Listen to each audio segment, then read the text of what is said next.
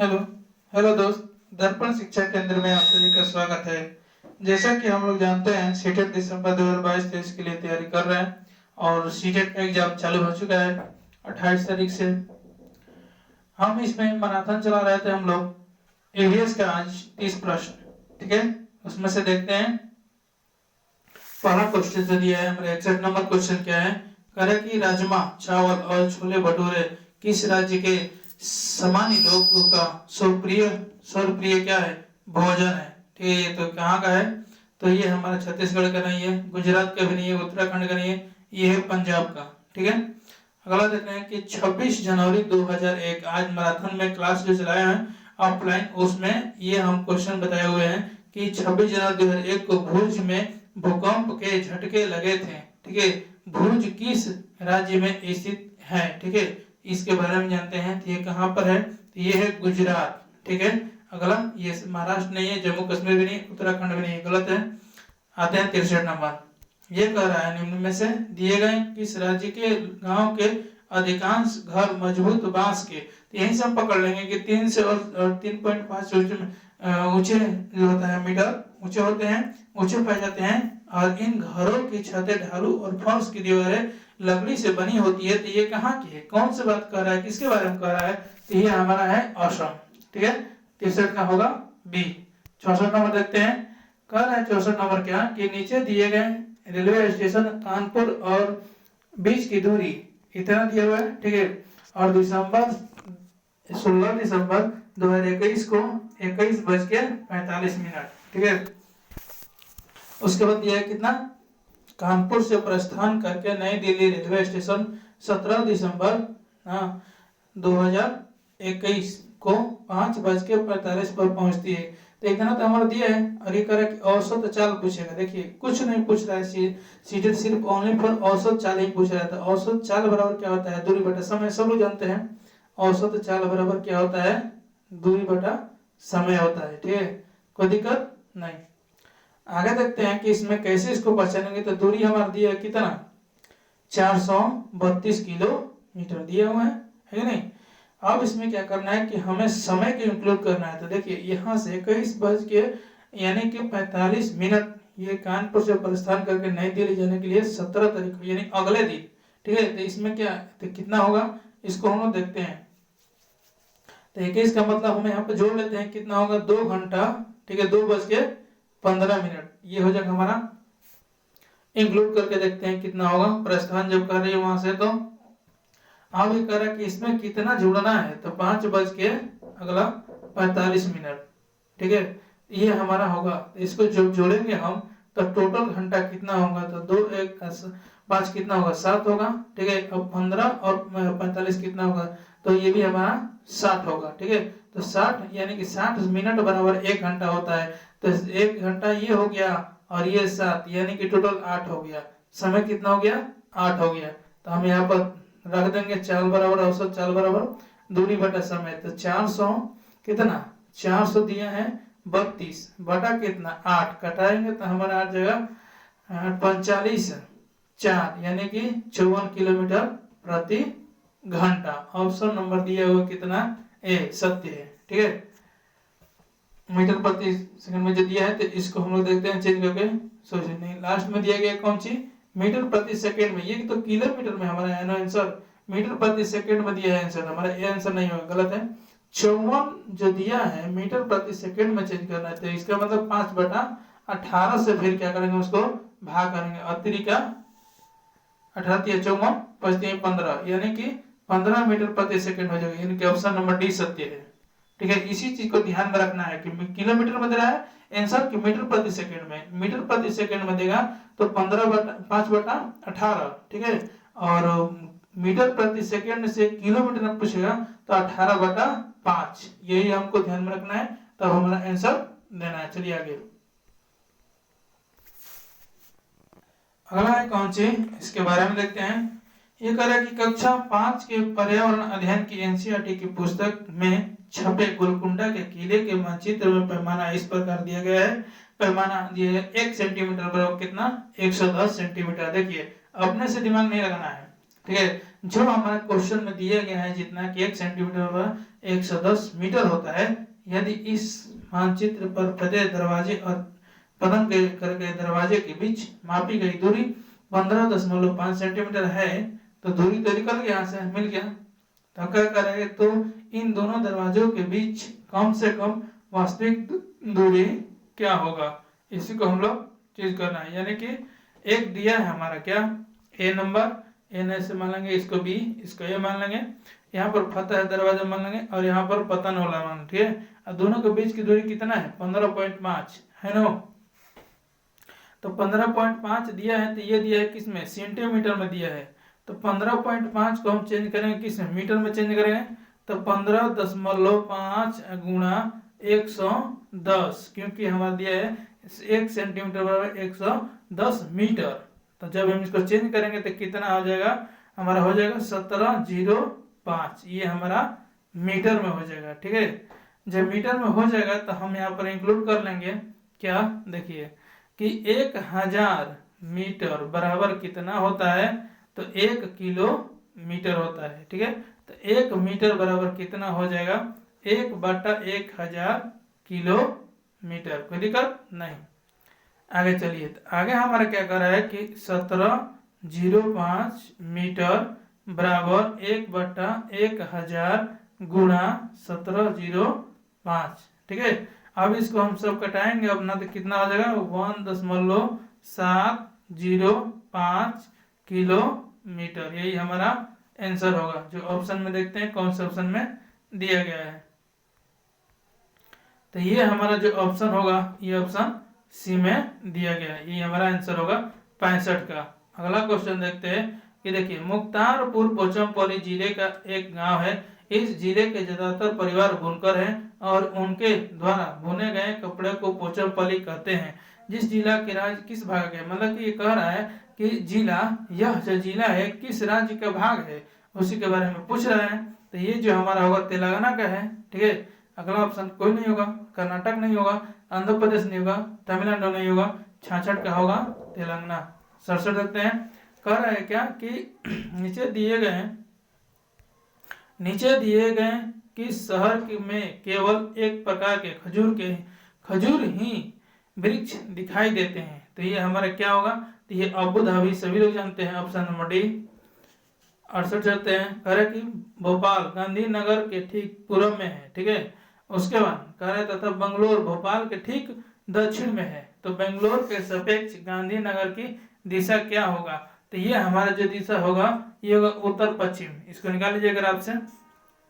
आगे चलते हैं, ये कह रहा है क्या कि पीतल, ये कल भी क्वेश्चन है हुआ था कि पीतल ब्रास के विषय में निम्न में से कौन सा कथन सत्य है, इसके बारे में चुनना है। तो ये जो हमारा सत्य होगा कि एक तत्व है गलत, एक यौगिक है, ये भी गलत।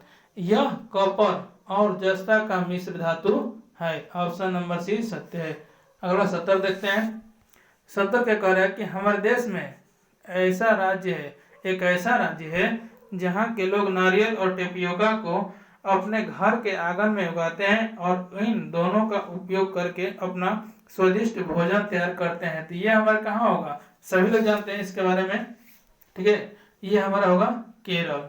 72 में चलते हैं, 71 चलते हैं।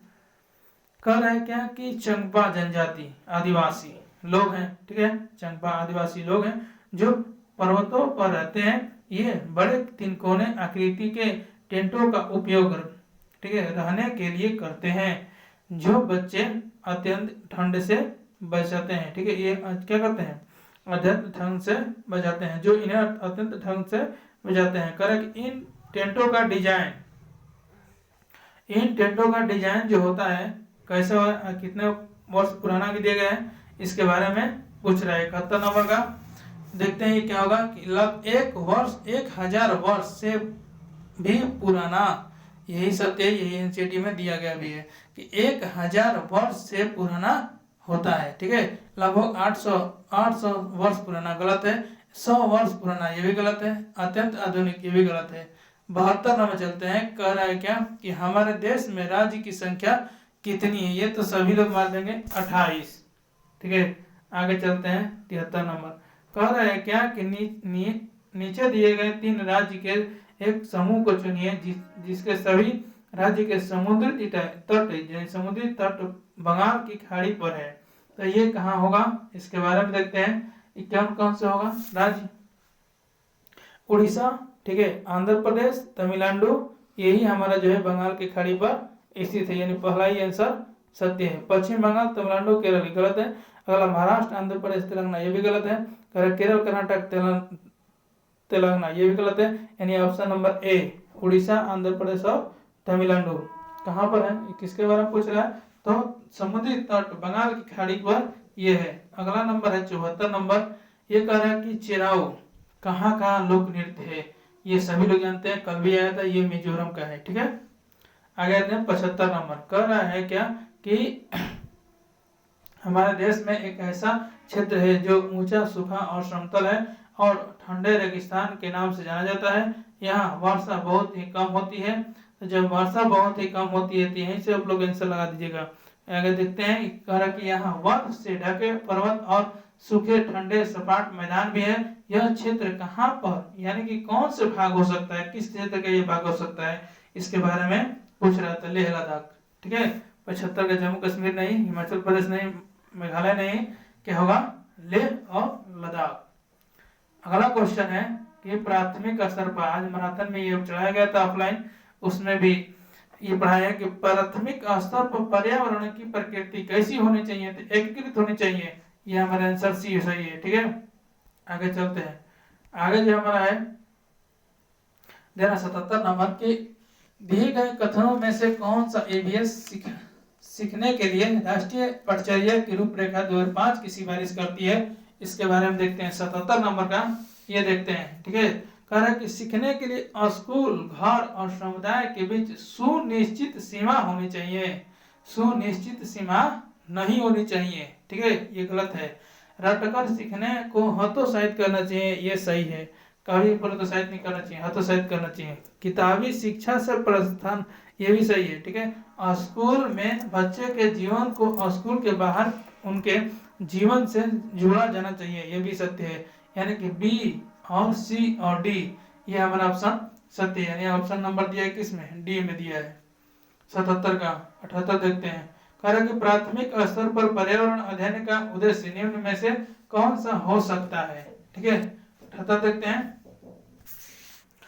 तो ये हमारा जो होगा, पहले देखते हैं ऑप्शन क्या, कि विशेष रूप से प्राकृतिक पर्यावरण के संबंध में बच्चे की जिज्ञासा और रचनात्मकता का पोषण करता है। जी सत्य है, करता है। फिर क्या कह रहा है कि पर्यावरण के मुद्दे के बारे में जागरूकता विकसित करना, ये भी सत्य है। आगे देखते हैं। अगला जो ऑप्शन दिया हुआ है क्या, ये दिया हुआ कि बच्चों को खोजपूर्ण और व्यवहारिक गतिविधि में शामिल करना चाहिए। जी, बच्चों को खोजपूर्ण और व्यवहारिक गतिविधि में शामिल करना चाहिए, ये भी सत्य है। बच्चों को ज्ञान के एक निश्चित निकाय नहीं, एक निश्चित निकाय की प्राप्तकर्ता के रूप में देखना चाहिए, यही गलत है। यानी कि ए बी सी जिस ऑप्शन में दिया है हमारा सत्य है, यानी ऑप्शन नंबर बी दिया हुआ। आगे देखते हैं कि प्राथमिक स्तर पर पर्यावरण अध्ययन की शिक्षा शास्त्र के संबंध में निम्न में से कौन सा कथन सत्य है, इसके बारे में देखते हैं हम लोग। तो कह रहा है कि यह बाल केंद्रित होने चाहिए। जी सही है, यह बाल केंद्रित होने चाहिए, सत्य है।